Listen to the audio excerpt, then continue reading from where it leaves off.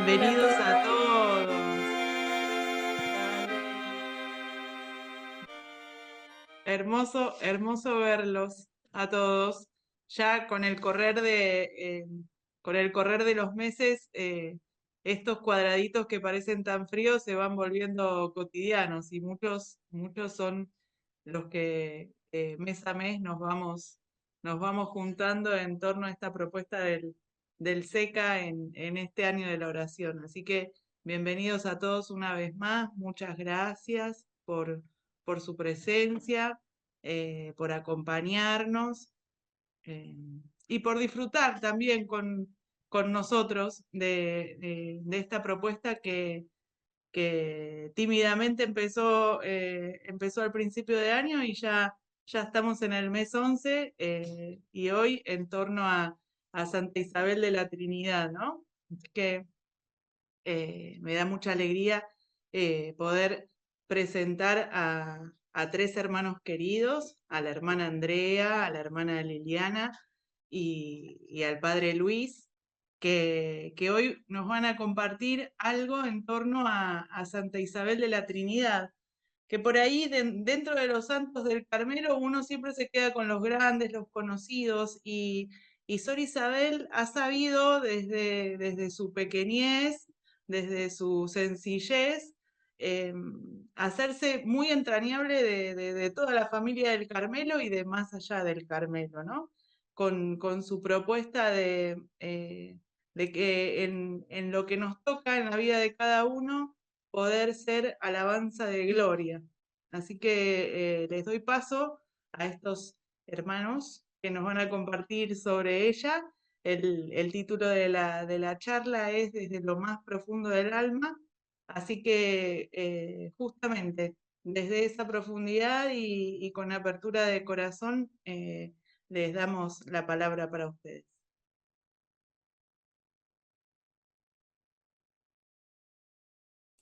Ahí está. Buenas noches. Una alegría de poder estar con ustedes. Esta vez nos toca a nosotros este, llevar adelante este encuentro. Voy a compartir pantalla. Bien. Este, bien. Eh, para, para comenzar este encuentro, esta charla, nosotros vamos a tratar, bueno, como dijo Vicky, la vida de Sor Isabel de la Trinidad, su espiritualidad, y bueno, lo vamos a hacer desde lo más profundo del alma, que era donde ella estaba viviendo, ¿no? Eh, Voy a comenzar yo con el tema Isabel de la Trinidad, casa de Dios, como casa de Dios, su descubrimiento de ser casa de Dios. Eh, Después, bueno, va a seguir la hermana Liliana con otro aspecto de la espiritualidad de Isabel, como hostia de amor inmolada para la alabanza y gloria de la Santísima Trinidad. Y posteriormente, Fray Luis nos va a hablar de la comunión de los santos en Isabel de la Trinidad. Eh, es, eh, es, es muy grande cómo Isabel fue interiorizándose en todo lo que es llegar a lo más profundo de su alma. Y nosotros vamos a tratar estos pequeños aspectos de su espiritualidad, pero es mucho más profundo que, bueno, se podrá ampliar quizás en otro momento, ¿no? Voy a empezar un poquitito con la biografía de Isabel.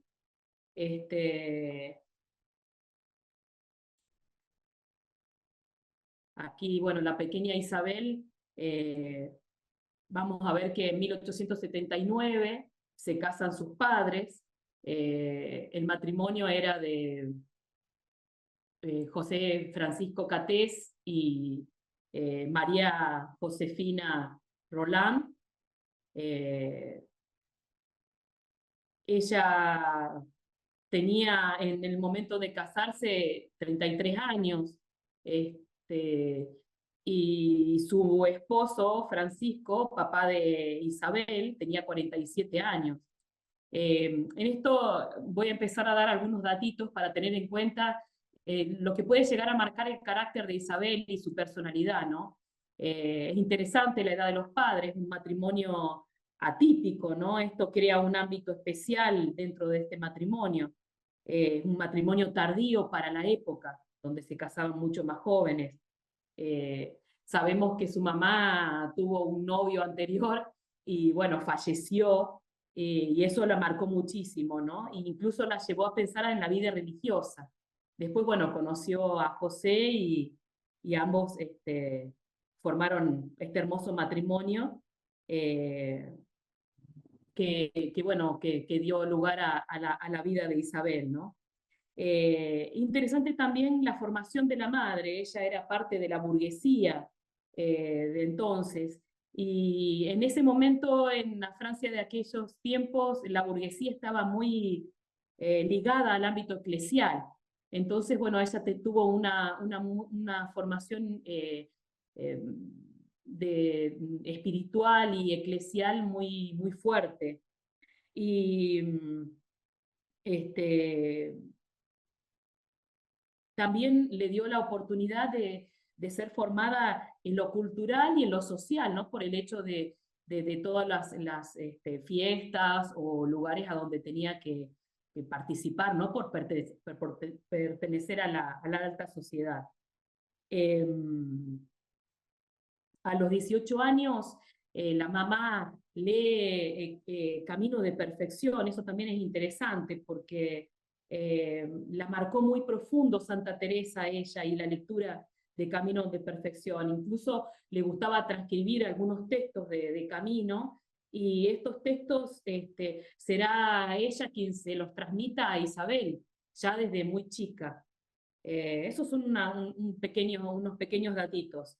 Después, bueno, en 1880, el 18 de julio, nace en el campo militar de Arbor, donde papá era capitán del ejército, nace Isabel. Nació de un parto muy complicado, por eso se la llamó las niñas del milagro, ¿no? Parecía que iban a ser muerta, incluso su madre corrió también riesgo de morir. Esto hizo que se produzca un amor muy posesivo de parte de su madre hacia ella, ¿no? Y complicará un poco la relación de Isabel con su madre. Y a la vez también incidió en el comportamiento de Isabel, porque Isabel eh, era una niña bastante complicada cuando era chiquitita, tenía un carácter muy irascible, un carácter caprichoso, que se imponía, era una niña muy consentida, ¿no? Eh, Fíjese la foto esta de su cara, esa mirada interesante que tiene, como de imponerse, ¿no? Hay muchas anécdotas de ella desde niña, con ese carácter que era insufrible para su madre, la hizo llorar muchas veces.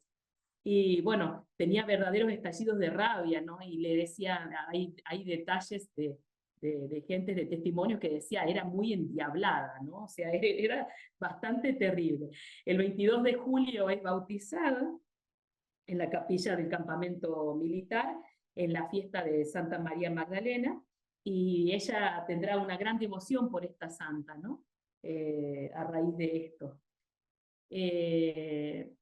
Bien, los primeros años de Isabel estarán marcados por frecuentes cambios de domicilio a causa de la carrera militar de su papá, hasta que se establecen en Dijon, y allí la familia va a crecer un poquito porque va a ir a vivir con ellos su abuelo Raimundo, el padre de su madre que había quedado viudo, y después en 1883, en febrero, nacerá su hermana Margarita.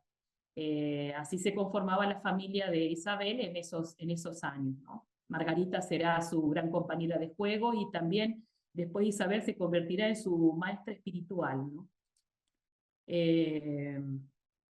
De niña y adolescente, en 1887, cuando Isabel contaba con solo 7 años, bueno, este año fue muy trágico para ella, porque murió primero su abuelo, y al poco tiempo fallece su padre. El fallecimiento de su padre fue muy doloroso porque después de una larga enfermedad, tenía problemas cardíacos, muere prácticamente repentinamente y muere en los brazos de Isabel. Eso también la marcó muchísimo a ella. Recordemos que tenía solo 7 años, así que intentó hacer lo que pudo por su papá, pero no pudo salvarlo. Eso también la marcó. Estos fallecimientos dejaron un gran vacío en la vida familiar, y aunque no tenían problemas económicos, la madre y las 2 hijas, Isabel y Guita, como le decían a Margarita, deberán ir a vivir a un piso modesto situado muy cerca del Carmelo, tanto que por las ventanas se podía divisar el monasterio, ¿no? Esto también marcará su carácter, ¿no? Porque debido al contexto familiar se crea entre ellas una relación de un grupo muy cerrado de protección, de amor, ¿no? Así que es interesante también tenerlo en cuenta esto en el momento de poder ver su personalidad. Este año también hará su primera confesión, que la marcará también en su corta edad, y para ella tendrá 3 consecuencias importantes. Una será un momento de toma de conciencia del pecado personal, ¿no? Que la hará caer en cuenta de forma profunda de su naturaleza irascible y caprichosa. Hay que tener en cuenta que desde su más tierna edad Isabel se distinguió por este comportamiento apasionado, con estos arrebatos de cólera, y a la vez era una niña muy sensible y de mucho corazón, ¿no? Entonces esto la lleva a meditar profundamente en su carácter, y al llegar a esta primera confesión va a empezar a contrarrestar esto, ¿no? Va a hacer grandes esfuerzos Isabel para cambiar su carácter, hasta lograr una verdadera conversión. Eso más adelante lo vamos a tratar. También la llevará la primera confesión a potenciar el conocimiento de sí, ¿no? Dentro del proceso natural. Y estará muy marcada por la educación de su madre, que era una mujer muy estricta al respecto de lo que era la vida espiritual y la vida en la iglesia, ¿no? De la participación como católica, como religiosa. Y esto le fomentará una conciencia de pecado muy escrupulosa, con la que Isabel tuvo que luchar también. Por otro lado, Isabel va a ser una niña muy dotada para la música. En 1888 su madre la inscribe en un conservatorio de música, y así comienza los estudios de piano. Esto potenciará su sensibilidad, ¿no? Y a la vez será una vía como de escape de la salida de ese estrecho hogar familiar que se había formado, ¿no? Una vía de salida. Ella llega a recibir grandes premios, incluso hasta que en 1893 recibe el primer premio de solfeo y de piano, y fue muy resaltada a nivel local, incluso en periódicos salía su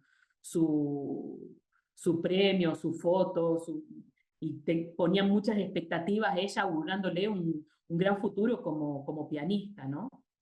En las fiestas familiares, en el coro de la parroquia, ella siempre ponía su talento en el piano para el deleite de los otros, ¿no? Pero hay que destacar que nunca fue engreída o se dejó invadir por la soberbia, porque su madre le inculcó una gran humildad. Nunca permitió que Isabel se regodeara de sus triunfos musicales, o sea, incluso la frenaba. Incluso ella, cuando le preguntaba qué le había parecido, la madre hasta era reticente en decirle que estaba bien, siempre como que le decía, bueno, estuvo muy bien, pero quizás podrías mejorar más. O sea, es como una educación bastante fuerte, ¿no? Su formación cultural no fue muy notable, era bastante irregular, incompleta, no iba a un colegio, sino que tenía algunas institutrices, y bueno, eso la dejó con una especie de bajo conocimiento a nivel de estudios formales. Pero la formación religiosa sí era muy cuidada, porque la llevó su madre, y bueno, y dejó varios huellas profundas, ¿no? En ella, tanto en ella como en su hermana, lo que favorecerá a su proceso humano, espiritual y vocacional. En el año 1891 recibe la primera comunión, es un momento muy, muy importante para ella, y la vivencia espiritual fue muy fuerte, que se vio un cambio de actitud patente después de su primera comunión, en especial en el dominio de sí. Esto después lo vamos a retomar. Y bueno, en el 8 de junio hizo su confirmación. A los 14 años ya tiene clara la visión del camino que quiere seguir, ¿no? Y que será de consagración al Señor. Y ya estaba pensando en el Carmelo. Eh, Esta certeza la colmará de felicidad, pero también va a ser su cruz, ¿no? Porque la madre se va a oponer rotundamente a su deseo vocacional, un poco llevada por este amor posesivo, ¿no? Eh, y en 1894 Isabel, tan chica con 14 años, va a hacer su primer voto de virginidad. Desde ese momento el tiempo se convertirá en un tiempo de espera, a veces angustiosa, pero de gran crecimiento espiritual para ella. Por eso destaco en su personalidad, bueno, en esta etapa de su vida, el gran talento musical que adquirió, el control de su carácter y este deseo de ser monja, ¿no? Este llamado vocacional que ya se hace patente en ella. La joven Isabel se convierte en una joven seglar, abierta, comunicativa, de gran talento musical, familiar, muy afectiva, era muy amante de la naturaleza, para ella la naturaleza la admiraba, la disfrutaba, disfrutaba de su belleza, y toda la belleza esta de la naturaleza la llevaba y la elevaba a Dios, ¿no? Y despertaba en ella ansias de eternidad. A la vez tenía un fuerte compromiso de vida cristiana y parroquial, participando de las catequesis y distintas obras sociales que se realizaban. En lo que se refiere a la personalidad, era alegre y divertida. Esta personalidad de ella queda reflejada en las cartas que escribe a un grupo de amigas, ¿no? Que tenía de la adolescencia, y que comparte con ellas experiencias de las vacaciones, de los viajes. Podemos decir que era una mística de la vida cotidiana, ¿no? Lo vivía todo con mucha profundidad, a pesar de que participaba de fiestas, bailes, vacaciones, visitaba amigos, tampoco era ajena al deporte, le gustaba el tenis, por ejemplo.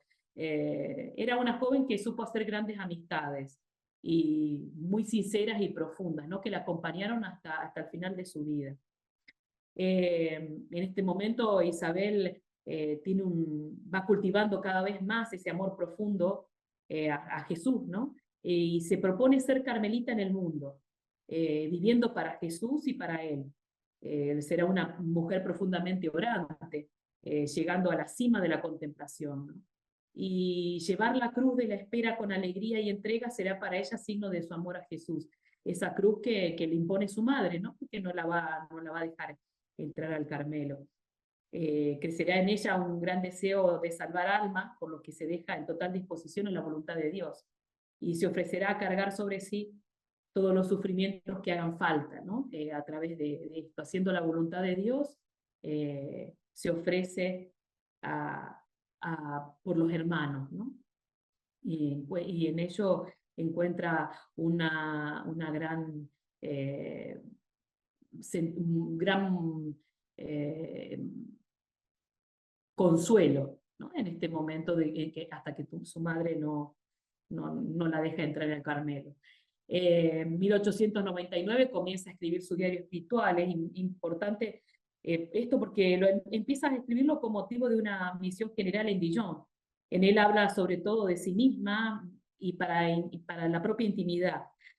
No tiene en realidad un destinatario el diario, pero en sí ella hace como destinatario a Jesús, ¿no? Y en realidad su diario es como una charla, un coloquio con él, ¿no? Y donde Isabel va desgranando sus inquietudes, tanto espirituales como apostólicas, y también vocacionales. es un modo de transparentar lo que sucede en su interior. Y es el reflejo en el que se refleja su santa preferida, que es Teresa de Ávila, que ya vamos a hablar, a cuya luz hace el discernimiento de su vocación, ¿no? En su diario aparecen en varios momentos frases de Santa Teresa. Hasta que su madre, el 26 de marzo de 1899, después de una larga espera, accede a que entre en el Carmelo, pero con la condición de que espere Isabel hasta cumplir los 21 años de edad. Bueno, eso, como dijimos antes, Isabel lo toma como un signo y, bueno, respetará a su madre hasta ese momento y mientras tanto se seguirá entregando como carmelita, ¿no? En el mundo. Respecto a su vocación, solo hablará abiertamente en sus cartas a partir del consentimiento de su madre, ¿no? Y las destinatarias especialmente de esa época son María Luisa Maurel, Margarita Goyot y Francisca de Surdón, su gran amiga, Frambuesa, como la llamaba ella. Y otro documento autobiográfico de esa época son las poesías, que también reflejan sus vivencias más íntimas. Entre 1885 y 1898 escribe un total de 41 poesías en las que Isabel expresa todo el anhelo del Carmelo y su deseo de vivir entregada a Dios. Y acá, como una anécdota, bueno, en 1900, el 16 de julio, hace un nuevo voto de virginidad, ¿no? Ahí me salió una raya acá que no sé por qué salió. En ese voto de virginidad lo llevará, la hará profundizar más en su deseo de entrada al Carmelo y bueno, la acompañará hasta la entrada al Carmelo. A modo de anécdota, quería tomar a Isabel con respecto a la espiritualidad del Carmelo, ¿no? Y su relación con Santa Teresa de Jesús y con Santa Teresita, que me parece interesante, porque hay que recalcar que Isabel tiene un conocimiento previo del Carmelo, antes de ingresar al monasterio, de Santa Teresa, ¿no? Santa Teresa será su santa preferida. Su madre, María Rolán, es la que le enseñó a amar a Santa Teresa. Ella misma dice en una carta del 8 de septiembre de 1903, pídele a nuestra Santa Madre Teresa, a la que tú me enseñaste a amar desde muy niña, pídele que yo sea una carmelita santa, ¿no? En efecto, es sorprendente que su madre haya sido quien le haya iniciado en el amor a Santa Teresa de Ávila y después le pusiera tantos trabas para entrar al Carmelo, ¿no?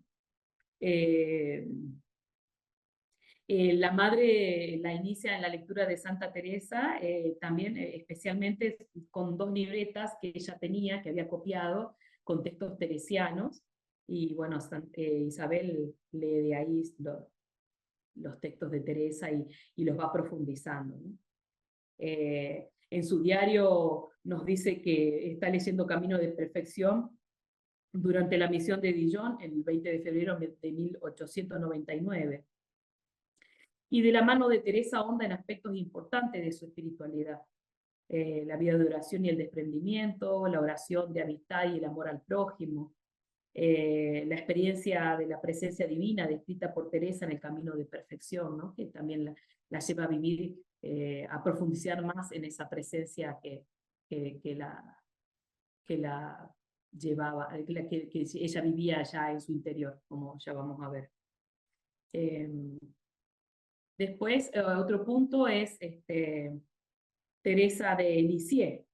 Es interesante la relación de Isabel con Teresa, porque recordemos la fecha de nacimiento de Isabel, que es en 1880 y fallece en 1906. Y Santa Teresita nace en 1873 y fallece en 1897, ¿no? Ambas con 20 y tantos años y contemporáneas. Entonces es muy, muy interesante. Sabemos que el encuentro de Isabel con Teresa de Lisieux fue a través del contacto que tenía ella antes de ingresar al Carmelo con las hermanas de Dijon, que posiblemente le facilitaron un ejemplar de Historia de un alma que se había publicado la primera edición en 1898, y muy poquito después de que falleciera Teresita. Y bueno, ahí supuestamente leerá una de estas primeras ediciones, ¿no? Alrededor de 1899, 1890. La primera referencia que se constata de esto, de su lectura, es una referencia que hace al acto de ofrenda de amor misericordioso, como algo que interiorizó ella, ¿no? En su diario. Está fechada el 25 de enero de 1900, por eso decimos que esta lectura de Teresa fue muy cercana a la primera edición de La Historia de un alma. Y esta lectura también marcará su proceso de maduración vocacional y su espiritualidad.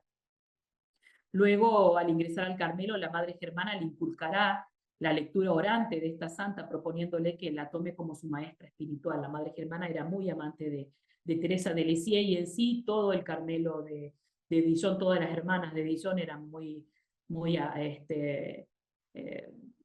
querían mucho a Teresa y tenían mucho contacto con el Carmelo de Lisieux.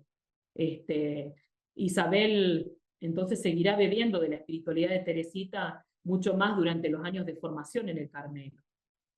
Así las dos Teresas se funden en la vida de Isabel, ¿no? Teresa de Ávila será la madre que la acompaña antes y después de su ingreso en el Carmelo, y Teresa de Lisieux será la hermana que la ayudará a comprender mejor el espíritu teresiano. Bueno, hasta aquí llego en esta parte de la biografía de Isabel antes de su entrada al Carmelo. El resto de la biografía la ampliará la hermana Liliana, que ya tocará más la vida de Isabel a partir de su entrada al Carmelo.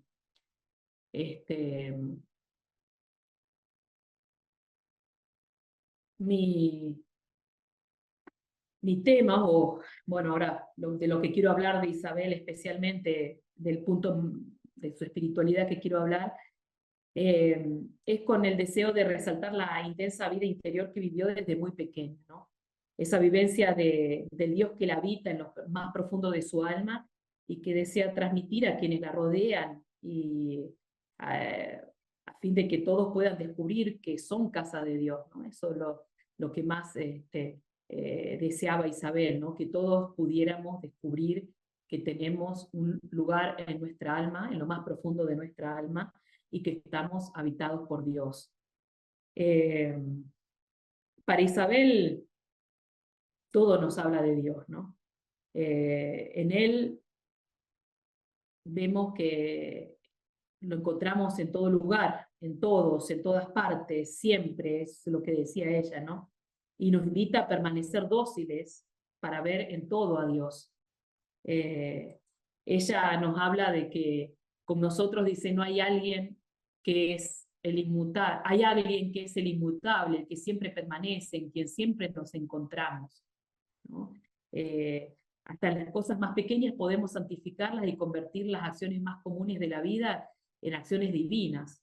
Un alma que vive unida a Dios solo actúa sobrenaturalmente, y las actividades más corrientes, en vez de separarla de Él, no hacen más que acercarla a Él cada vez más. Esto es lo que iba viviendo ella en esa profundidad de su alma, ¿no? Y nos invita también a tomar conciencia de que Dios está en lo más íntimo de nosotros, ¿no? E ir a todas partes en su compañía, a cualquier lado que nos dirijamos o en cualquier circunstancia que estemos, sabemos que en lo íntimo de nosotros tenemos a Dios, ¿no? Conocer que nunca podemos ser superficiales, ni siquiera cuando hacemos las cosas más ordinarias. Como decía Santa Teresa, hasta en los pucheros encontramos al Señor, ¿no? Y bueno, para Isabel tiene la misma vivencia. Descubrimos en sus notas íntimas un cuestionario fechado el 9 de agosto de 1901, poco después de la entrada al Carmelo, ¿no? Y cuya fuente se halla en el libro de los recuerdos. En él las monjas le hacen una serie de preguntas a Isabel, y entre ellas hay una que dice, ¿tiene grandes deseos del cielo? Y ella responde, Tengo a veces la nostalgia, pero excluida la visión ya lo tengo en lo más íntimo de mi alma, ¿no? Y responde a que su lema es Dios en mí y yo en él. Estas respuestas nos llevan a comprender que desde hacía tiempo Isabel vivía esa experiencia en el cielo de su alma, ese ser casa de Dios en lo más íntimo. Pero bueno, podemos decir que tenemos datos de cuándo Isabel cayó en la cuenta de que Dios moraba en ella. Y de ahí tenemos que remontarnos a la niñez, ¿no? Vimos cómo Isabel desde su más tierna edad se distinguió por su temperamento apasionado, ¿no? Propenso a los arrebatos de cólera, a los caprichos, impulsivo, con una voluntad a prueba de todo, que no pocas veces le sacaron lágrimas de disgusto a su madre. Algunas de sus cartas de la infancia demuestran el gran suplicio que era para ella controlar su carácter y el deseo de cambiar, ¿no? Le escribe a su madre para unas navidades y eso, propósitos de que, bueno, ya voy a cambiar, lo voy a intentar todo, ya voy a ser una niña buena, ¿no? Pero esto no lo logrará muy fácilmente. Su lucha comenzó antes de la primera comunión.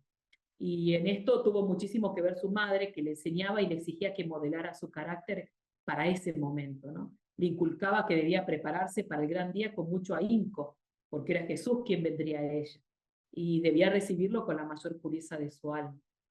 Debido a esto, su vida espiritual se intensificó, como veíamos antes, empezó a tomar conciencia de su pecado, y bueno, también antes se hacía la primera confesión, antes de la primera comunión, prácticamente un año antes, entonces ya ella comenzó a elaborar esto y comenzó a trabajar sobre su carácter.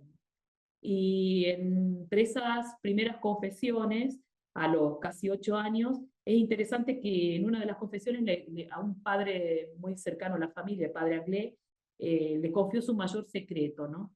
Y ella dice, yo seré religiosa, quiero ser religiosa.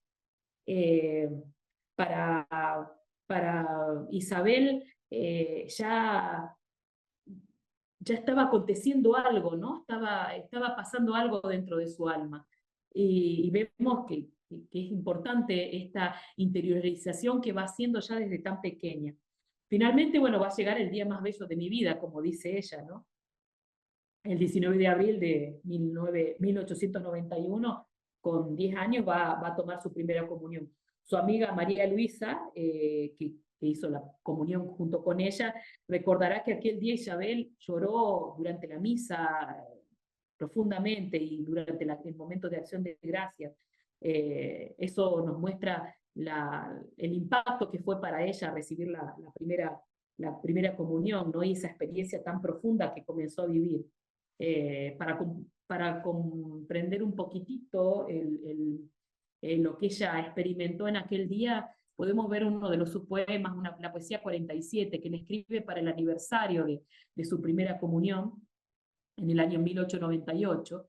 Y aquí ella escribe esta poesía recordando ese día, ¿no? Y dice, bueno, himno alegre, himno de gratitud que cantará mi amor en el aniversario de aquel día, que fue morada de Jesús en el alma mía, y de Dios posesión mi corazón, de tal modo que a partir de aquella hora, después de este coloquio misterioso, de aquella conversación divina, deliciosa, solo aspiraba a darle yo mi vida y devolverle algo de su gran amor al amado esposo de la Eucaristía, que moraba en mi débil corazón.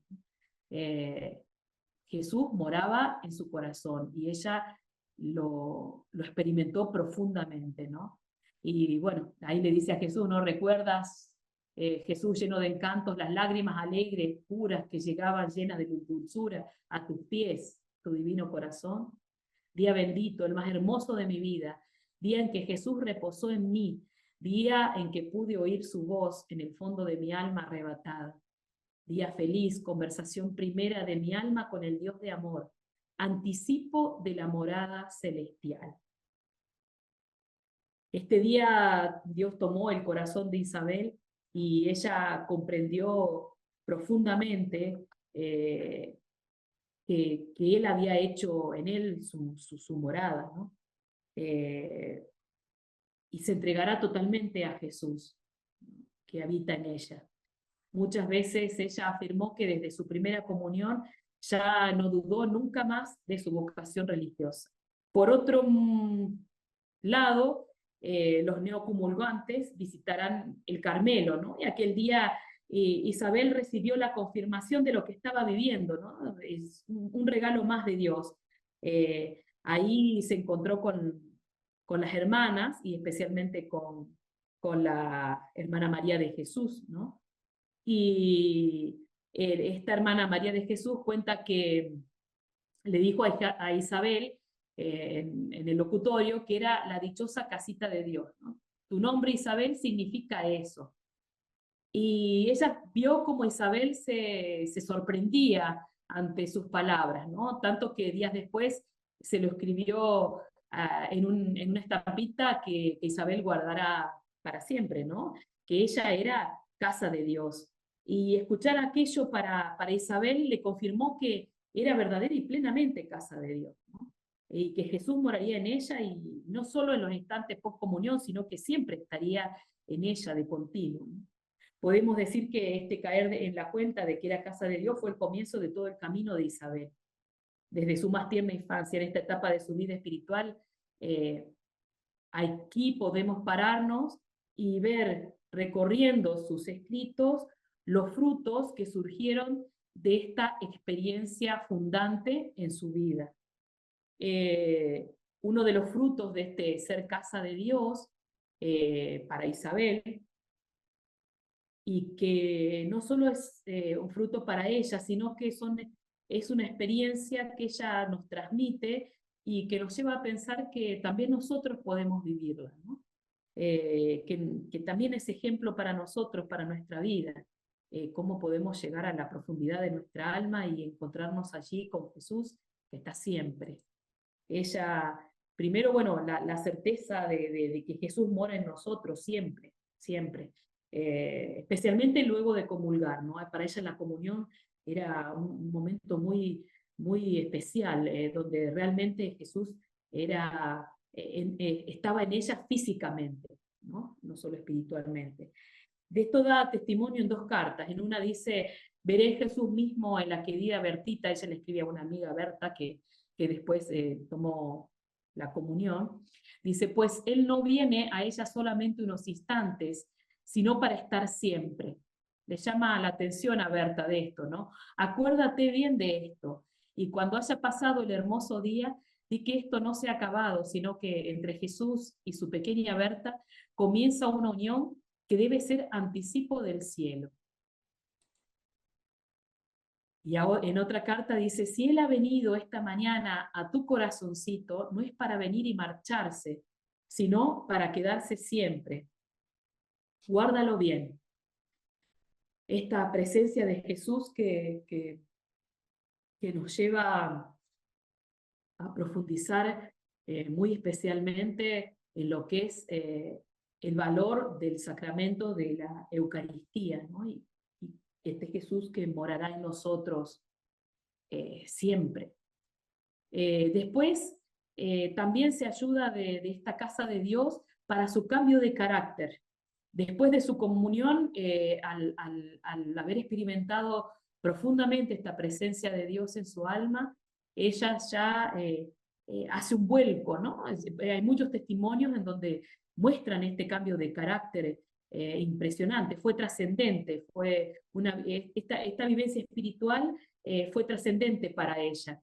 Y por otro lado, no solo le trajo la gran dicha de saberse habitada por Dios, sino también el sufrimiento porque el temperamento que no la ayudaba hizo que fuera muchas veces presa de ese escrúpulo por no poder cambiar eso, ¿no? Por lo que le costaba cambiar.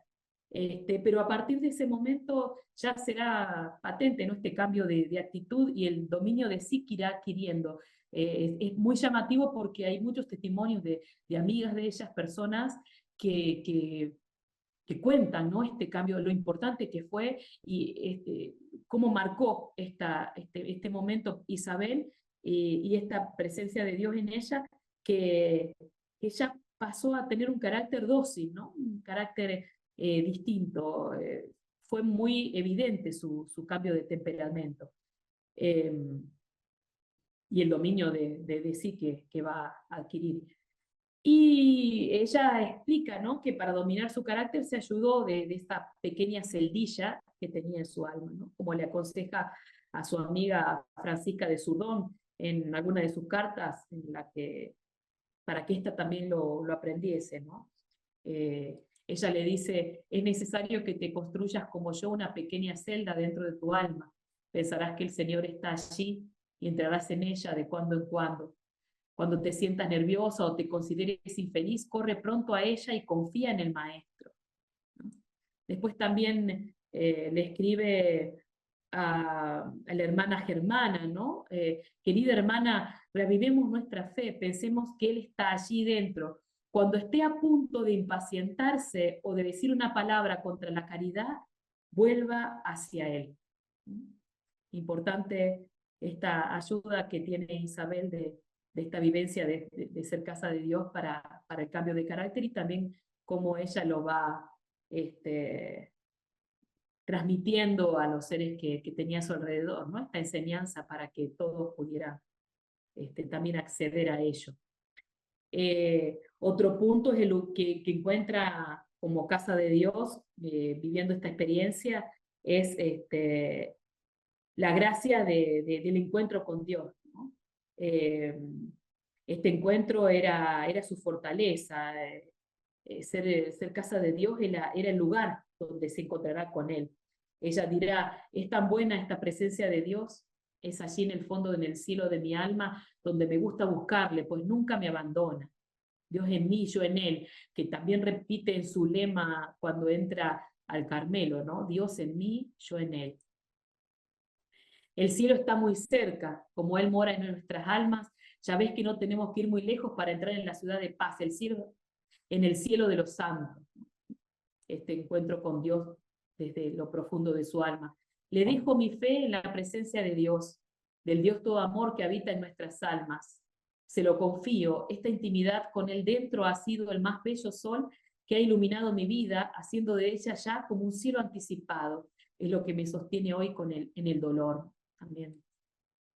Modela mi corazón para que pueda ser tu morada amada, para que vengas a reposar y a conversar allí conmigo, ¿no?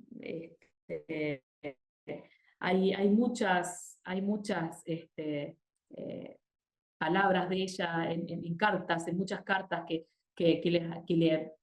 al acercarse a la gente, ¿no? Que le amaba al escribir, ella les recuerda esto, ¿no? Recuerde que Él mora en el centro más íntimo de su alma, como en un santuario donde quiere ser amado. Recuérdelo siempre. Este santuario que lo tenemos todos, ¿no? Y ella también dice, bueno, dentro de mí hay una soledad donde Él mora, y esta nadie me la puede arrebatar, ¿no? Por eso su momento, su lugar, esa profundidad de su alma donde nunca va a verse separada de Dios. Y también será no solo encuentro con Dios, sino encuentro con sus seres queridos, ¿no? En esta morada, en lo más íntimo de su alma, también se convertirá en este lugar, ¿no? Donde Isabel lo expresa en varias cartas, haciendo llegar su amor a cada uno de los que lo necesitaban, ¿no? Y pedían su compañía y consuelo. Especialmente en algunos fragmentos de distintas cartas vamos a ver esto, ¿no? Ella decía, la llevo en el centro de mi alma, allí donde habita el huésped divino, y yo la expongo a los más dulces rayos de su amor. Es sobre todo en el fondo del alma, cerca de Dios, donde te encuentro y te coloco, ¿no? A distintas personas le va a ir escribiendo. Esta carta es a su amiga Francisca, ¿no? Durante el día piensa algunas veces en aquel que vive en ti y que tiene sed de ser amado. Junto a Él me encontrarás siempre. Bueno, hay muchas, podemos transcribir muchísimos fragmentos, ¿no?, de cartas de ella, donde demuestra esta profunda vivencia interior de Isabel y esta certeza de que Dios mora en su alma y en Él puede encontrarse y estar cerca de cada uno de sus seres queridos. Sobre todo luego de entrar al Carmelo, donde ya no tendrá tanto contacto con ellos, ¿no? Quiero terminar esta parte con: estáis en mi alma, en este santuario íntimo donde vivo cada día y noche con aquel que es amigo de todos los instantes. En él me encuentro muy cerca de vosotras, os creo muy cerca de mí, os envuelvo en mis oraciones. Entonces ya no hay separación ni distancia entre nosotras, queridas mías. Es allí donde permanezco con vosotras. Esta es una carta que le escribe a su madre y a su hermana. Un punto importante de este ser casa de Dios para Isabel también es la comprensión de ser habitada de la Santísima Trinidad. Su deseo de estar siempre con Dios y su comprensión de ser casa de Dios es estar habitada con por los tres, como lo expresará en una carta. Oh, mi buena madre, ruegue un poco para que la pequeña casa de Dios esté siempre llena, habitada por los tres. Y que la llevará a decir más tarde: Él es mi infinito, en Él amo, soy amada, tengo todo. Ya no necesita más. Lo expresará en la oración de la elevación a la Trinidad, la oración que por otra parte es el resumen de la espiritualidad de Isabel. Y sería muy interesante poder estudiarla y meditarla mucho más extensamente, ¿no? Ella en uno de los párrafos dice: pacificad mi alma, haced de ella vuestro cielo, vuestra morada amada, y el lugar de vuestro reposo, que no os deje allí jamás solo, sino que esté allí toda entera, completamente despierta en mi fe, en adoración total, entregada a vuestra acción creadora. Después descubre en este fondo de su alma la misión de testimoniarlo, ¿no? Para ella es muy importante esta, dice: llevamos nuestro cielo en nosotras, pues aquel que sacia a los bienaventurados en la luz de la visión y a nosotros en la fe y en el misterio es el mismo. Me parece que he encontrado mi cielo en la tierra, porque el cielo es Dios y Dios está en mi alma. El día que comprendí esto, todo se iluminó en mí y querría decir bajito este secreto a todos los que amo, para que también ellos se unan siempre a Dios a través de todas las cosas. Esta misión la tomará muy en serio, muy profundamente, ¿no? Ella, y dará testimonio en muchas ocasiones de este Dios que se encuentra en el fondo de su alma, para que todos podamos acceder a Él. Y bueno, su gran hallazgo y el hecho central de su vida fue descubrir su predestinación a ser alabanza de gloria. Fascinada por la belleza de ese Dios que la habita, quiere ser su reflejo, convirtiéndose en alabanza de gloria. Una alabanza de gloria es un alma que mora en Dios, que le ama con un amor puro y desinteresado por encima de sus dones. Es un alma que mira fijamente a Dios en la fe, en la simplicidad. Un abismo sin fondo en el cual puede verterse y expansionarse. En el cielo de su alma, la alabanza de gloria comienza ya el oficio que tendrá en la eternidad. A partir de este momento, esta será su vocación y su misión: enseñar a descubrir a Dios en el cielo de la propia alma, en la misma cotidianidad de la vida, para hacer también alabanza de su gloria, para anunciar al mundo la verdad de Dios y la grandeza de su amor como fuente de entrega y de servicio a los hermanos. Isabel quiere que toda la creación se convierta en alabanza de gloria. Este anuncio representa la cumbre de su vida y de su misión en la Iglesia, llevándole a escribir uno de sus tratados espirituales llamado El cielo en la fe, como sorpresa para su hermana Gita. En el cielo en la fe, ella tiene un fin preciso, ¿no? Que seamos cada vez más semejantes a Jesús, tanto que podamos decir: no vivo yo, es Él quien vive en mí. Y que, como le escribía a su hermana, vivamos en el cielo de nuestra alma, ¿no? Nos invita a transitar un camino que se hace yendo hacia el centro del alma, que se vive en la intimidad de nuestra alma, porque somos casa de Dios y en ella debemos buscarle. Allí nos espera, seremos transformados en Él, por Él. Es un camino que busca responder al llamado de santidad que Dios nos hace a cada uno, que nos lleva a crecer en la humildad, a dejarnos en la misericordia de Dios. Y bueno, y experimentando todo esto, también nosotros desearemos ser alabanzas de su gloria, ¿no? Alabándole ya desde esta vida, ¿no? En fe, en el cielo de nuestra alma, como ella nos invita, ¿no? Es decir, nos va mostrando un camino de plenitud. En conclusión, bueno, partiendo de esta vivencia de ser casa de Dios, todo en la vida de Isabel se transforma, ¿no? descubre que nunca estaremos solos, porque Dios mismo habita en nosotros. Nuestro mayor esfuerzo va a ser buscarlo a Dios, ¿no? Ese es el esfuerzo que tenemos que hacer, como ella nos invita. Pero este Dios se deja encontrar, ¿no? Y vivir en esta intimidad será el centro de todas las gracias que podemos recibir de Dios, ¿no? Que son infinitamente mayores que cualquier trabajo que debamos pasar para entrar en este rincón más profundo de nuestra alma, ¿no? Dios está ahí. Para ella fue de vital importancia mantenerse siempre en ese rincón de su alma, ¿no? Transmitir esa gracia, porque en ello está el fundamento de nuestra fe. Ya no deseaba el cielo porque vivía en él, en lo más íntimo de su alma. Ya no estaba sola porque descubrió que Jesús estaba en ella y aún más, ¿no? La habitaba, y la Trinidad era la que la habitaba. Ya nunca estaría lejos de sus seres queridos porque en ese rincón junto a Jesús los encontraba y los confortaba. Todo su sufrimiento era consolado al contemplar con él a este amado que moraba en ella. En esa celda interior ella encontraba ese lugar de paz, ese refugio, ¿no? Y ahí se refugiaba para no faltar a la caridad, ¿no? Para seguir transformando su carácter. Es el lugar donde se deja modelar por Dios a su imagen y semejanza, ¿no? Es el lugar donde es alabanza de gloria para la Santísima Trinidad. Llevaba un cielo en ella y en él a Dios y no podía callar. Deseaba que todos lo amaran, ¿no? Y que todos a todos lo que ella amaba les explicaba esto, ¿no? Y con el deseo de que también ellos se unan a Dios, ¿no?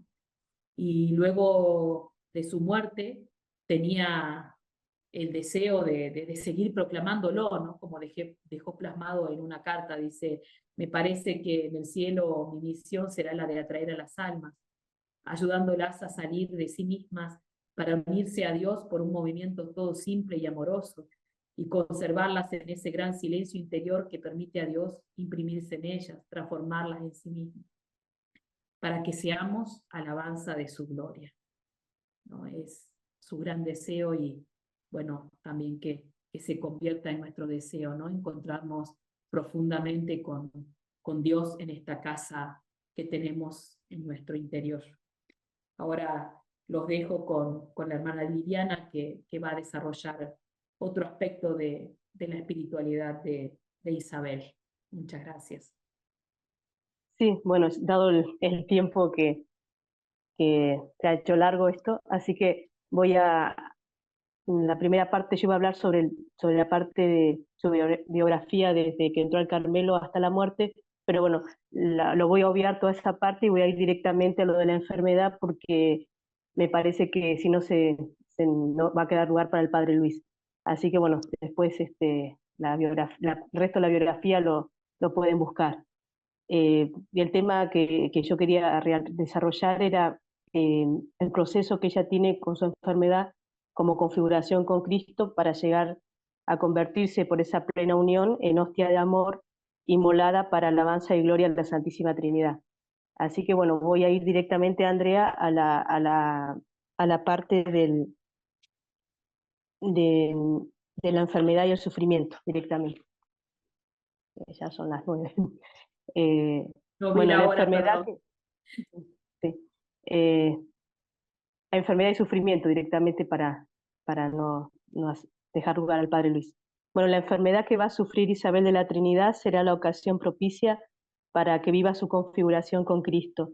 Padecerá de la enfermedad de Addison, que por entonces era incurable y que provocaba una insuficiencia crónica en las glándulas suprarrenales y que se caracteriza por las perturbaciones arteriales y digestivas, así como por el cansancio.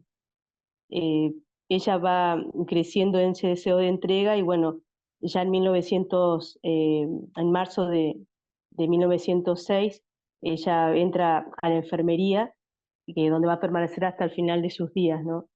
Ella, en estos meses de sufrimiento que vivirá, va a ser un tiempo también de muchas gracias, y ella lo que desea es asemejarse a Cristo en su pasión y en su muerte. Ese va a ser su anhelo último, ¿no? Y es la oportunidad para demostrarle a Dios Trinidad la generosidad de su amor. Isabel dice que no hay madera como la de la cruz para atizar el fuego del amor. Para ella esta enfermedad que padece es una enfermedad de amor. Vive todo este proceso desde lo más profundo del alma, meditando la palabra de Dios, contemplando la vida de Jesús, que siempre realizó la voluntad del Padre. En su tiempo de mayor sufrimiento es la pasión de Cristo la ayuda y la anima, digamos, a devolver amor por amor. Hay una carta que le escribe a su mamá donde va contándole, ¿no? Ella cómo va viviendo este proceso interior, ¿no? Pero siempre Isabel va a lo más profundo, ¿no? No se queda solo en el dolor, en el sufrimiento, sino desde el centro de su alma. Le dirá a su madre: mamá querida, voy tomando gusto a mi querido Calvario. Pido al Maestro colocar mi tienda junto a la suya. Estoy ocupada con la pasión, y cuando se ve lo que Él ha sufrido por nosotros en su corazón, en su alma y en su cuerpo, se siente como una necesidad de devolverle todo esto. Parece que se quisiera sufrir todo lo que Él ha sufrido. No puedo decir que ame el sufrimiento por sí mismo. Peor, lo amo porque me hace semejante a aquel que es mi esposo y mi amor. O ya ves, todo esto se pone en el alma una paz tan dulce, una alegría tan profunda, que se acaba por poner la felicidad en todos los que nos contraría. A través del sufrimiento el Señor va realizando en nosotros su obra. Para ella es el medio necesario, y cuando es aceptado como voluntad de Dios, va creando en la persona una mayor docilidad y una capacidad de abandono y de confianza, ¿no? En las manos de Dios. Ella está convencida que del valor del sufrimiento si es aceptado y vivido en unión con el crucificado, como medio de intercesión por la salvación de las almas. Unida a la cruz de Cristo, su sufrimiento se une al de Él, adquiriendo así una fuerza misteriosa que emana única y exclusivamente de la cruz de Cristo. Eh, Ella vive todo esto como también eh, acompañando todos los pasos de la pasión de Cristo, ¿no? Y también en una de las cartas le dice a su madre, ¿no? Con respecto a este Getsemaní que está viviendo y que tiene que aceptar, ¿no? Para poder llegar a vivir completamente esa pasión, a reproducirla, ¿no? Eh, y dice: si supieras cuán necesario es el sufrimiento para realizar la obra de Dios en el alma.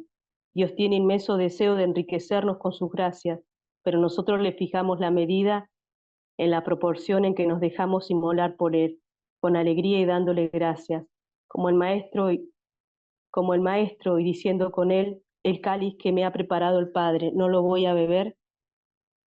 Es importante también en esta enfermedad de Isabel el papel de María, ¿no? Ella la toma a María, sí, bueno, en su vida, como nos explicó hermana Andrea, fue muy importante la presencia maternal de la Virgen, y ella en este tiempo se pone junto a ella, ¿no? Es la presencia de María la que la va a sostener. Ella describe en los últimos ejercicios espirituales que la Virgen permanece a mi lado para enseñarnos a sufrir como Él, para hacerme salir y sentir los últimos acentos de su alma que solamente ella, su madre, pudo percibir. También perdón, ella está allí al pie de la cruz, de pie en la fuerza y en la valentía. He aquí que mi maestro dice: he aquí a tu madre, me la da por madre, y ahora que ha vuelto al Padre, que me ha sustituido en su lugar en la cruz para que yo sufra en mí lo que falta a su pasión, para su cuerpo que es la Iglesia, la Virgen está allí para enseñarme a sufrir como Él, para decirme, para hacerme oír esos últimos cantos de su alma, que nadie más que ella, su madre, ha podido percibir. El, el último paso de ella es querer desear ser una pequeña hostia de amor, ¿no? Inmolarse, ¿no? Con el paso del tiempo se acentúa el carácter eucarístico de su alabanza de gloria. El misterio que acontece en el altar, ella también desea ardientemente vivirlo, quiere compartir la misma suerte, vivir esos sentimientos de adoración, reparación y redención que en la hostia consagrada se actualizan. Así fue madurando este deseo de llegar a ser hostia consagrada. Quiere inmolarse como su esposo por amor a la humanidad, para poder cumplir totalmente la voluntad del Padre y así glorificarlo. Como sabemos, la hostia es sinónimo de víctima, de inmolación. Convertirse en hostia no es un camino fácil, como tampoco lo fue para Cristo. El gozo de la entrega de amor ha de pasar por Getsemaní. Isabel en su sufrimiento siente que es consolada. Dice, su pequeña hostia sufre mucho, mucho. Es una especie de agonía física. Se siente extenuada hasta querer gritar. Pero el ser que es la plenitud del amor la visita, le hace compañía, la hace entrar en comunión con él, y entre tanto le hace comprender que mientras la deje en esta tierra le dará sufrimientos. Ella no puede dejar de beber el cáliz que su enfermedad le proporciona. Como un don, es un don y al mismo tiempo es la posibilidad de esa entrega que adquiere el mismo valor que la de Cristo, en la medida que ella esté en comunión con Él. Ser consagrada como hostia de alabanza es un don que no va a depender de ella, sino que Dios se lo puede conceder, y como también la fuerza de asumirlo, ¿no? Por eso pedirá en muchas oportunidades a sus amigos sacerdotes que, que la consagren, ¿no? Como tal, le dice a uno de sus amigos sacerdotes, ya que usted es sacerdote suyo, conságreme a él como una pequeña hostia de alabanza que quiere glorificarle en el cielo, o bien en la tierra, en medio del sufrimiento, todo el tiempo que él quiera. Es así que ser hostia es desaparecer ella para ser totalmente de la Trinidad, esconderse en la profundidad de su misterio y consumirse en el fuego de su amor, y ser ofrecida al Padre como con el divino Cordero. Isabel como Cristo se entregada por amor del Padre en favor de la humanidad. Por eso desde el lecho de su enfermedad se ve a sí misma sumergida en una larga Eucaristía. Dirá en una carta, el Señor se complace en inmolar a su pequeña hostia, pero esa misa que celebra conmigo y en la que su amor es el sacerdote, aún puede durar mucho tiempo. Y a la pequeña víctima no se le hace largo el tiempo en manos de quien la sacrifica. Y puede decir que aunque marche por la senda del dolor, se encuentra aún mucho más en el camino de la felicidad, la verdadera felicidad, de la felicidad que nadie puede arrebatarle. Isabel ha penetrado en el significado del misterio eucarístico. Detrás de esa imagen sacramental percibe su realidad, a la luz del misterio pascual. Es sufrimiento, pero también es redención y es glorificación del Padre, que ve realizada su obra suprema en la obediencia del Hijo. El 1 de noviembre va a comulgar por última vez, va a padecer 9 días de una dolorosa agonía, acostada en su cama como en un altar. Ya no podía comulgar, pero adoraba a Dios presente en el corazón de su priora, que se acercaba al lecho de su cama tras la misa.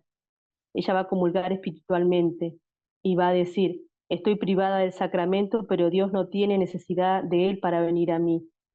¿Quién podrá separarnos de aquel a quien amamos? Lo encuentro en la cruz, es allí donde me da vida. El 9 de noviembre, Isabel de la Trinidad entrega su espíritu al Padre, totalmente transformada en su esposo crucificado por amor, y siguiendo hasta el final como una hostia de amor inmolada para alabanza y gloria de la Santísima Trinidad. Sus últimas palabras inteligibles fueron, me voy a la luz, al amor, a la vida.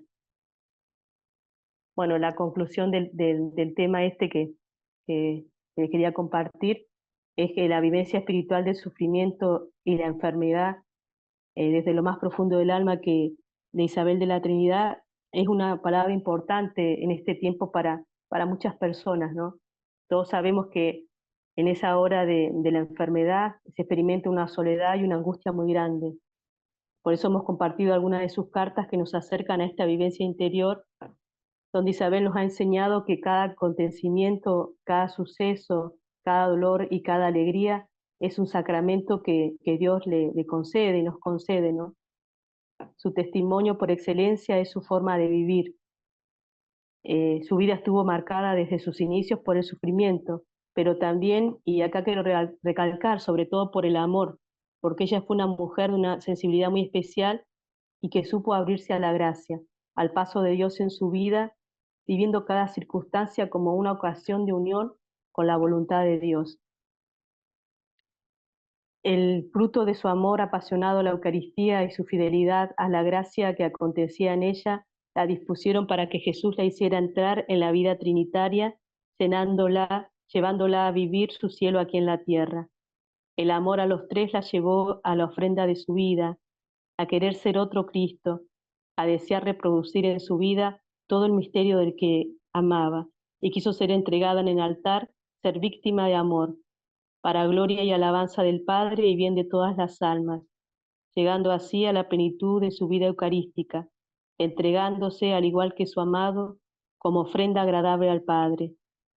Ella desde la eternidad nos anima y desea acompañarnos para entrar en lo más profundo de nuestra alma y para que vivamos de amor, para morir de amor y para glorificar a Dios todo amor.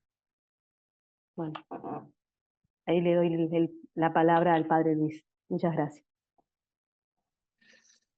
Bueno, muchas gracias. Hemos visto en las exposiciones tanto de Andrea como de Liliana cómo nuestro Señor en la comunión le hace sentir que Isabel es la morada, ¿no? Pero esa primera comunión, junto también con eso de que es la casa del pan, la casa de Dios, es lo que le permite a Isabel profundizar tanto, tanto, tanto en esto que después vamos a ver en esta carta que se llama Déjate amar. Hay un hecho histórico, la madre Germana, después de la muerte de Isabel, recibe una carta que Isabel escribe a finales de octubre de ese 1906. En esa carta Isabel muestra lo que les propongo ver, que es la comunión de los santos. Antes que nada, ¿qué significa comunión?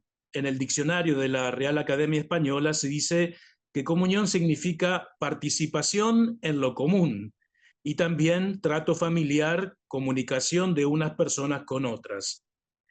Esto significaría una relación tan estrecha entre las personas que posibilitaría los bienes que de una sean de todas. Entonces, la comunión es una participación en lo común, ¿no? Un trato familiar, una comunicación de unas personas con otras. Y de hecho, la palabra comunión tiene una raíz muy antigua del idioma indoeuropeo, es un idioma que comparten Europa y la India, muy, muy antiguo, con este com, que significa estar junto y cerca de. Entonces, la comunión no es solamente la relación de las personas, el participar de un fondo común, sino de una cercanía física. Y esto es fundamental para nosotros, ¿no? Porque en definitiva lo que Isabel nos va a plantear es una realidad que necesita ser vista no con los ojos de la cabeza, sino con los ojos del alma, ¿no? Y esta comunión de los santos es expresada en los números 946 a 962 de nuestro catecismo. Dice la Iglesia: el fundamento de la comunión de los santos está en que todos formamos un solo cuerpo, por lo que la Iglesia es sinónimo de comunión de los santos y comunión de los santos sinónimo de la Iglesia. También que ese cuerpo místico, tiene en Cristo su única cabeza y que es gobernada por un solo y único Espíritu Santo. De aquí que los bienes que la Iglesia recibe de su cabeza forman un fondo común. Esto que decíamos, ¿no? Y que decía el que veíamos de la definición de la RAE. Porque pertenecen a todos los miembros del único y mismo Cristo total. Esta comunión implica, por una parte, comunión en las cosas santas y también comunión en las personas santas. Es una comunión de los bienes, pero también es una relación profunda entre las personas, ¿no? Esta comunión de los bienes en nuestra Madre la Iglesia la vemos en la comunión de fe, en la comunión de los sacramentos, en la comunión de los carismas, en la comunión de los bienes materiales y la comunión también de la caridad, aspecto fundamental para esta experiencia de la comunión de los santos. Y la comunión de los santos la vemos justamente en ser parte del cuerpo místico, ¿no? Este ser parte del cuerpo místico es en definitiva lo que nos permite ser partícipes del mismo y único amor, ¿no? Porque Cristo es amor, ¿no? Es maravilloso, porque es en definitiva el amor lo que nos permite a nosotros ser verdaderamente uno en el otro. Y eso es la propuesta de Isabel. Antes de meternos en este déjate amar y mirar en el déjate amar la comunión de los santos, yo quería recordarles dos cosas fundamentales que también dijo Andrea.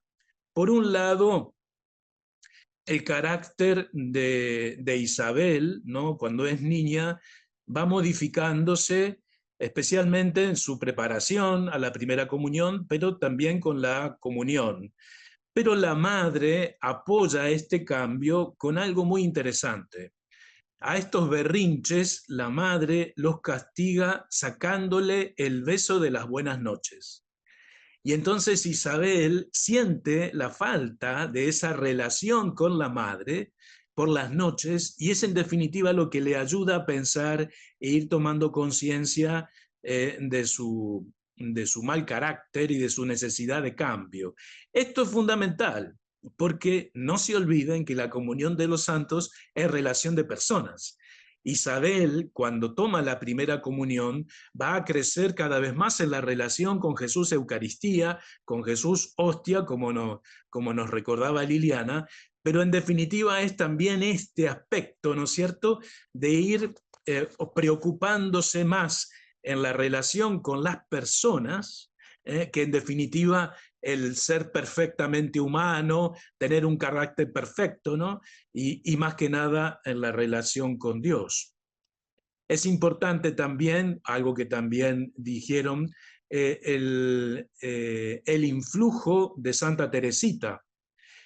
Isabel misma, en una carta, en la 249, a la señora Anglés, de noviembre del 1905, dice: Teresita, hablando de Teresita, antes de morir decía que pasaría a su cielo haciendo bien en la tierra. Su misión consiste en dilatar las almas, en lanzarlas por los mares del amor, de la confianza y del abandono. Ella decía que había hallado la felicidad cuando empezó a olvidarse de sí misma. Estas dos cosas, ¿no? Esta necesidad siempre de mantenerse en la relación con las personas, tanto humanos como divinas, y también esta capacidad de mirar más allá de la propia muerte.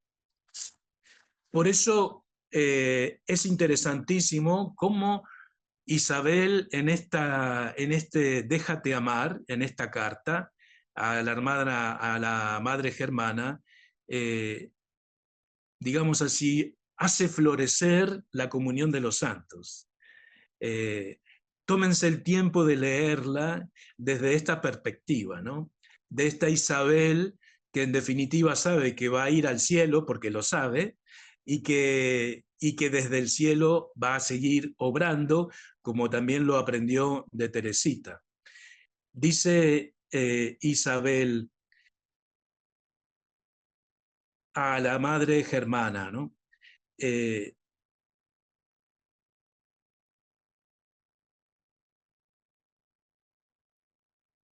Justamente, perdón, terminado, le dice a la madre germana esto de vivir ella en el cielo, y ella se presenta como un ángel, ¿no?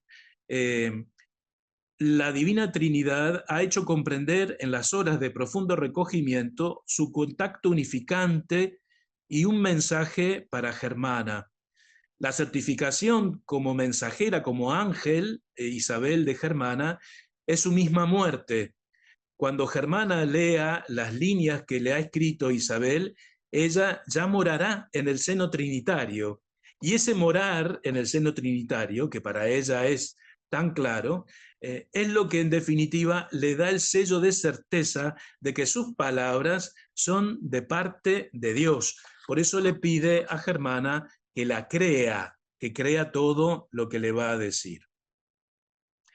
Le dice Isabel en esta carta: si me lo permitís, vuestra pequeña hostia pasará su cielo en el fondo de vuestra alma. Entonces, ya no es solamente pasar el cielo en visión beatífica o trabajar, ¿no?, enviando rosas, sino justamente tener también, así como Dios tiene su cielo en el alma de Germana, también ella participar de ese cielo de Dios. Ustedes recordarán en el libro de la vida, en el capítulo 20, Santa Teresa de Jesús recuerda que a donde está el rey está su corte. En la época de Teresa todavía no había una capital imperial con un palacio real, ¿no? Todavía no lo había terminado de construir Felipe, sino que los reyes iban y venían, ¿no? Y a donde iba el rey iba la corte.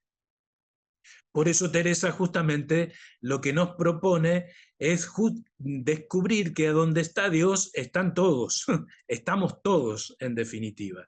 Y esto es lo que le recuerda Isabel a Germana, ¿no?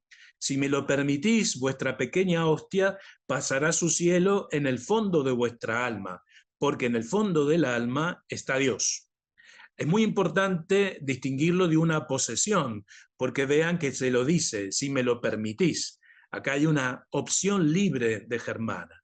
Y si Germana lo acepta, si acepta esta relación especial con Isabel, entonces Isabel con Dios pasará su cielo en el alma de Germana. Y sigue: ella os conservará en comunión con el amor, creyendo al amor. Esto será la señal de su habitación en vos. Sabéis bien que llevo vuestro sello y que algo de vos misma ha aparecido con vuestra hija delante de la faz de Dios. Esto es maravilloso, esto es fantástico, porque claro, Germana la ha formado como carmelita, ha marcado también su vida personal, su vida de oración, y esas marcas que Germana ha dejado en Isabel, que ahora muerta ya está en gloria, están frente a Dios. Y entonces eso que marcó Germana en Isabel, eso es lo que Isabel está presentando también al Señor. Miren qué precioso que es esto, ¿no? Cómo incluso la comunión de bienes que se da mientras que somos peregrinos, basta que uno sea triunfante para que el peregrino ya esté en visión, aunque no en visión real, sino justamente en fe, digamos, ¿no? El poder vivir desde ahora en el cielo, también con nuestros seres queridos difuntos, ¿no? Y le dice: vendré a vivir en vos y esta vez seré vuestra madrecita. Acá se cambia el rol. Ella ya muerta, ya en la gloria, ¿no? Entonces va a poder venir a la madre Germana y se invierten los roles. Ya no será la madre Germana, ¿no?, la que va a marcarla, ojo con esto, sino que ella va a marcar a madre Germana, ¿no? Esto de que los triunfantes son capaces de compartir sus dones también con nosotros y obrar, ¿no?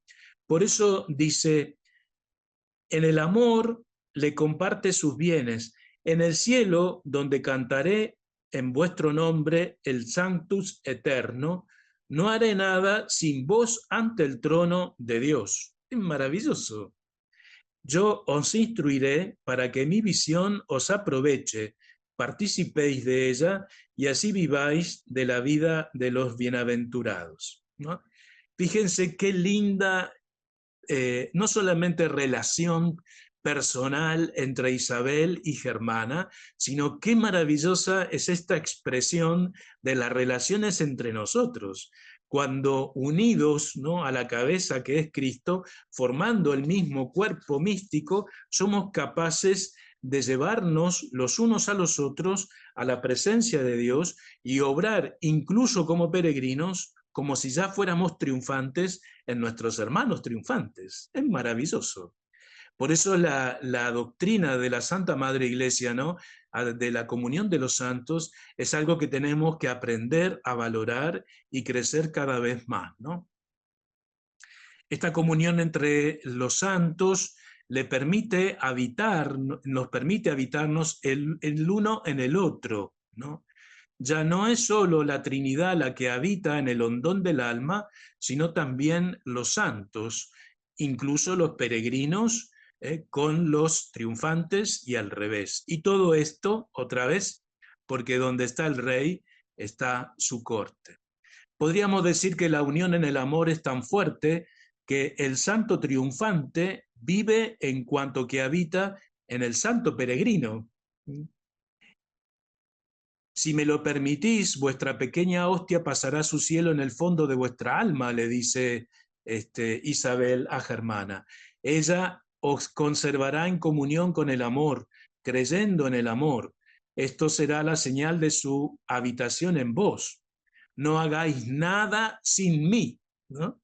Es ella que triunfante se mete por la comunión de los santos en el hacer el puchero, ¿no? El guiso de lentejas que está haciendo Madre Germana, lo está haciendo también Isabel, ¿no? No hagáis nada sin mí, me lo habéis permitido, yo seré vuestra madrecita, yo os instruiré. Y pareciera que el santo peregrino, en cuanto habitado y habitante en el triunfante, vive vida triunfante. Madre querida, que vuestra vida se desarrolle también en el cielo, donde cantaré en vuestro nombre el santo de Dios, ¿no? Esto es maravilloso. Basta con recordar, ¿no?, y entrar en relación de amor con nuestros seres queridos, y ellos triunfantes nos hacen ya vivir vida triunfante, ¿no? Y todo esto, por supuesto, porque somos miembros del cuerpo místico, porque nuestra cabeza es Cristo y lo que nos une es el amor, porque el amor es el Señor. Sigue, Madre querida, si vuestra vida se desarrolle, que vuestra vida se desarrolle también en el cielo, donde cantaré en vuestro nombre el Santo Eterno. Sabéis bien que llevo vuestro sello y que algo de vos misma ha aparecido con vuestra hija delante de la faz de Dios. Mi visión os aproveche, participéis en ella y así viváis la vida de los bienaventurados. Este punto no debate con la revelación, porque Cristo es la cabeza de la Iglesia y existe una unión fuerte y real entre ellos. Por eso San Pablo puede decir, vuestra vida está oculta con Cristo en Dios. La unión con el amor y con los santos permite una acción conjunta entre la Trinidad y triunfantes en los peregrinos. Es el amor quien me asocia a su obra en vos. Ella os conservará en comunión con el amor. Yo os instruiré, ¿no? Entonces, es en definitiva el mismo Señor el que le permite trabajar en el alma de Germana, por esto de la comunión de los santos. Y es interesante porque cuando uno, esta carta, digamos así, viéndola como la expresión más clara de la comunión de los santos, uno puede volver a los escritos de de Isabel, e ir encontrando como el germen y las primeras expresiones tímidas de esto que después va a afirmar tan claramente en esta carta póstuma, podríamos decir, ¿no? Y de hecho, cuando uno toma los últimos 8 meses, por ejemplo, desde que ya entra a la enfermería en marzo de 1906 hasta que muere, se da cuenta que todo lo que ella escribe, que es mucho, está orientado a preparar a los seres queridos para su muerte, pero más que nada a ayudarles a reconocer que ella va a seguir viva y que van a seguir unidos, ¿no? No solamente por el pensamiento, sino justamente por el mismo amor. Y es interesantísimo porque en esa etapa de su vida escribe de la carta 292 a la 342, son 50 cartas, de las poesías de la 102 a la 123, las notas íntimas, la 17, y los tratados espirituales, el cielo en la fe, la grandeza de nuestra vocación y los últimos ejercicios. No quiero redundar en lo que dijeron las hermanas, pero es muy importante esto que se nos ofrece en Isabel, ¿no es cierto? Esta capacidad de poder vivir siendo peregrinos en nuestros seres queridos difuntos, ya el cielo. Pero no es solamente porque Isabel también, como dijeron las hermanas, también experimenta una profunda unión de peregrino a peregrino. Mientras que ella no está todavía aquí, mientras que no ha muerto, se siente unida íntimamente, ¿no? En ese silencio y en esa soledad de la enfermería, unida íntimamente a sus seres queridos. Por eso, en una epístola a su hermana del 16 de julio de 1906, manifiesta tal comunión con ella que puede obrar por las dos. Todavía no ha muerto, ¿no? Y le dice, la ha puesto la Santísima Virgen como la he puesto a la Santísima Virgen como reina y guardiana de mi cielo y del tuyo, pues hago todo por las dos. ¿Ven? Qué interesantísimo, ¿no? Esta unión profunda que ellas ve. O ya ves, él me hace comprender esto, pero es para las dos, ¿no? Todo en esta comunión de los santos, incluso de peregrinos, de los que todavía no han tenido que pasar por las puertas de la muerte. Le dice, por la noche, cuando te despiertes, únete a mí, ¿no? En la unión profunda, no solamente del pensamiento, sino de esta comunión de los santos, que no se da solo con los que han muerto, sino también con los que todavía viven y están en comunión con el amor. En una carta también a su hermana del 14 de septiembre de 1906, le dice claramente, te quiero más que nunca, y a ti y a tus ángeles los cubro con mi oración y con mis sufrimientos. Tú puedes sacar del cáliz de tu Isabel, de tu Bet, porque todo lo suyo, lo de Isabel, es tuyo, ¿no? Todo lo que yo tengo, esta comunión de bienes que hablaba al principio, todo lo que yo tengo es tuyo. Por eso yo te cubro, yo te protejo con mi oración, con mi sufrimiento, pero hacete consciente de que todo este sufrimiento que yo estoy padeciendo es tuyo y presentalo al Señor en mi nombre, ¿no?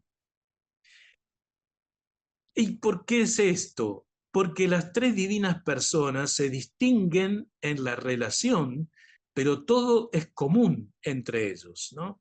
Esto lo vemos en Juan 16, 14, 15. Mejor, 13 al 15. Juan 16, 13 al 15. Dice el Señor, cuando venga el Espíritu de verdad, Él los guiará en la verdad, porque no hablará por sí mismo, sino que hablará todo lo que oiga y les hará saber las cosas que han de venir. Él me glorificará porque tomará de lo mío y os lo hará saber, ¿no? Y dice en el 15, todo lo que tiene el Padre es mío, por eso dije que tomará de lo mío y os lo hará saber. Aquí en estos tres versículos se ve claramente cómo la divinidad en estas tres personas tiene todo en común y que esto se expresa también, otra vez, no solo entre los que todavía vivimos, no hemos pasado por la puerta de la muerte, y los que ya están los que ya han muerto, sino también entre los peregrinos. Hay que abrir la mente, ¿no? Estas son cosas que a veces no reconocemos y por eso es tan importante abrir nuestra cabecita con estas cosas. Bueno, para ir terminando, en la comunión de los santos, ella guarda a todos los que ama, a sus familiares, a sus hermanas de comunidad, a sus bienhechoras y hasta el mismo médico. Quiero manifestarle por mi parte, le dice al médico, que ahora siento comenzar mi misión para con usted.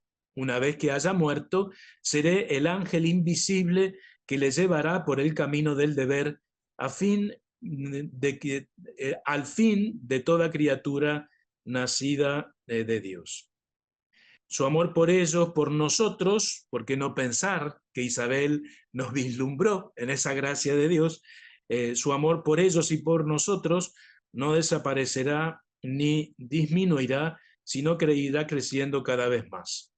En el cielo no los olvidaré, pues pienso que no se cambia el corazón si solamente se dilata al contacto del corazón de Dios. Esto es la carta 315. Para terminar, unida a Dios, pudo unirse a cada alma, mas fue capaz de descubrir que no solo en el cielo podrá interceder efectivamente por sus hermanos, sino que lo puede hacer incluso como peregrina. Pero no por la oración de petición, sino metiéndose en lo profundo de su ser, en lo profundo del alma, y desde ahí comunicar sus bienes a los demás, ¿no? La transformación de su alma de humana a divina por la participación le permitió inhabitar, obrar en los santos peregrinos, y con audacia quiere volverse incluso celadora de sus actos cuando llegue al hogar del amor. Dios lo permite, podemos dar de lo nuestro a los otros, porque es de ellos. Podemos tomar de lo de ellos nosotros, porque es nuestro. Y todo es de la Santísima Trinidad, que se da a sí misma a todos. Por eso, parafraseando a Isabel en esa carta a su hermana, podemos decir, hablando de la Santísima Trinidad, todo lo de ellos es nuestro. Y a los hermanos que todavía no comprenden quién es Dios, decirle, todo lo suyo, lo de la Santísima Trinidad, es tuyo. Bueno, muchas gracias. Bueno, gracias, padre. La verdad que tiene... faltan palabras para agradecer. Esto es inconmensurable, esto para guardarlo en el corazón y rezarlo y poder poquito a poco parecernos a Sor Isabel de la Trinidad. ¿Por qué no?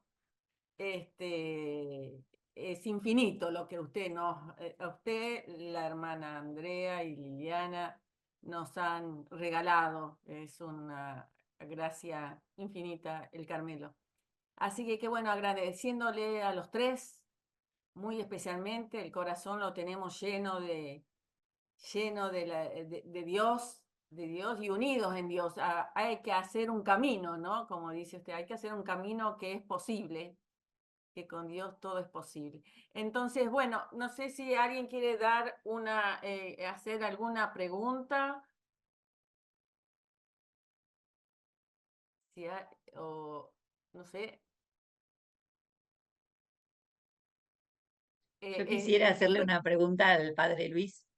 Sí. Padre, ¿por qué elige Sor Isabel a la Madre Germana para semejante carta? Porque habría muchas personas que podría habérselas hecho y es muy impresionante y muy linda. No creo que las otras personas lo hubieran entendido. Me parece que Madre Germana es la que tiene la capacidad, también porque vive en el silencio, en la soledad, ¿no es cierto? Y bueno, ella ha recibido mucho de Madre Germana. Que te llevo como un sello, ¿no? La intención de Isabel no es hablarle de la comunión de los santos, sino que la intención es déjate amar, ¿no? La intención de ella es que Madre Germana se abra al amor de Dios. Pero de déjate amar, que es su intención primera, yo personalmente tengo una chifladura por la comunión de los santos, ¿no? Y es en definitiva esto es lo que yo leo, ¿no? Y lo que descubro con tanta alegría, ¿no es cierto? Por eso muchas veces les digo, ¿no? No esperen a morirse, a vivir el cielo. Podemos vivir el cielo acá, ¿no es cierto? Pero yo creo que Madre Germana es la única que puede entender lo que ella le propone en esto, ¿no es cierto? Gracias, padre. No sé si hay alguien más que quiere preguntar algo. La verdad que es tan profundo, tan bellísimo todo lo que hemos compartido que estamos un poco en silencio, guardando tanta hermosura. Sí, Y bueno, habrá que ir al baño también, ¿no? Pobres. También, el cuerpo eh, existe. no, nosotras, bueno, agradecerle a los tres, la verdad que fue muy lindo, qué de santos que tenemos, decíamos, ¿no? Qué lindo poder compartirlo así también y poder profundizar. Gracias por el trabajo, por el esmero también y por este tiempo. Gracias, hermana. Bueno, no sé si ya estamos. Si hay alguna palabra, hermana Andrea, de alguien más para concluir. ¿Qué te parece, hermana Andrea? Sí, no sé si hay alguna persona que quiere decir alguna cosita más Y y ya, bueno, si ¿no? no, ya Bueno, vamos cortando. Queremos agradecerles a todos la paciencia que han tenido con nosotros, eso mucho. sí. Valió la pena de lo que aprendimos y hay que seguirlo meditando y meditando y meditando. Es infinitamente